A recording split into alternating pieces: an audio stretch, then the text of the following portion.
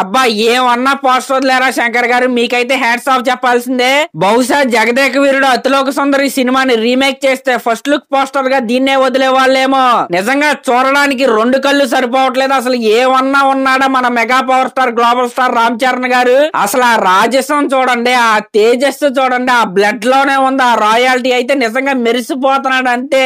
పొద్దున్నుంచి అప్డేట్ కోసం 1000 కళ్ళతో వెయిట్ చేస్తున్న ఫ్యాన్స్ కి అయితే ఒక నాటుకోడి లాంటి పోస్టర్ అయితే ఇచ్చారు. నిజంగా అసలు ఇప్పటి వరకు చేసిన వెయిటింగ్ అంతా కేల్కతం దుకాన్ బంద్ అంతే. అసలు ఏం ప్లాన్ చేశారండి శంకర్ గారు? ఒక్కొక్క పోస్టర్ ఒక్కొక్క రకంగా అయితే ఉందో, ఒక్కొక్క రకంగా ఫ్యాన్స్ కి హైప్ ఎక్కిచ్చి అయితే చంపేస్తున్నారు మీరు. నాకు ఒక్కటైతే కన్ఫర్మ్ అయిపోయింది, ఒక్కసారి ఈ సాంగ్ రిలీజ్ అయిన తర్వాత గేమ్ చేంజర్ సినిమా మీద ఉన్న హైప్ అయితే డబల్ త్రిబుల్ అయిపోద్ది. దీంట్లో ఎటువంటి డౌట్ అయితే లేదు. అయితే ఈ పాటని ఈ రోజు సాయంత్రం 6 గంటల 3 నిమిషాలకి అయితే రిలీజ్ చేస్తున్నారు. ఫ్యాన్స్ అయితే రెడీగా ఉండండి.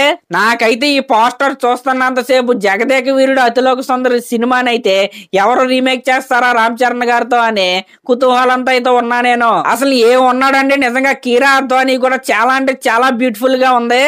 ఇప్పుడు మనం చూస్తుంది జస్ట్ శాంపుల్ మాత్రమే. ఇలాంటివి ఇంకా సాంగ్ లో చాలా అంటే చాలా ఉన్నాయి, దాచిపెట్టారు. మీకు ఎప్పటికే అర్థమైపోయి ఉండాలి మొన్న వచ్చిన పోస్టర్ కి అలాగే ఇప్పుడు వచ్చిన పోస్టర్ కి అయితే అసలు సంబంధమే లేదు. వింటేజ్ శంకర్ గారి సాంగ్ అయితే మనమైతే ఇప్పుడైతే చూడబోతున్నాం. ఇది రిలీజ్ అయిన తర్వాత వేట అయితే మామూలుగా ఉండదు. ఇంకా ఇలాంటి డిఫరెంట్ గెటప్స్ లో, ఇలాంటి డిఫరెంట్ కాస్ట్యూమ్స్ లో మన రామ్ చరణ్ గారు అలాగే కిరా అద్వానీ గారు అయితే కనబడబోతున్నారు. నాకైతే ఈ పోస్టర్ చూసిన తర్వాత సాంగ్ ఎప్పుడెప్పుడు వింటామా, ఎప్పుడెప్పుడు చూస్తామా అన్నట్టయితే ఉందో. మరి మీకు ఎలా ఉందో కామెంట్ చేయండి. అలాగే నా ఛానల్ కనుక మీరు ఫస్ట్ టైం చూస్తున్నట్టయితే సబ్స్క్రైబ్ చేసుకోండి, అలాగే ఒక లైక్ అయితే చేయండి. Thank you.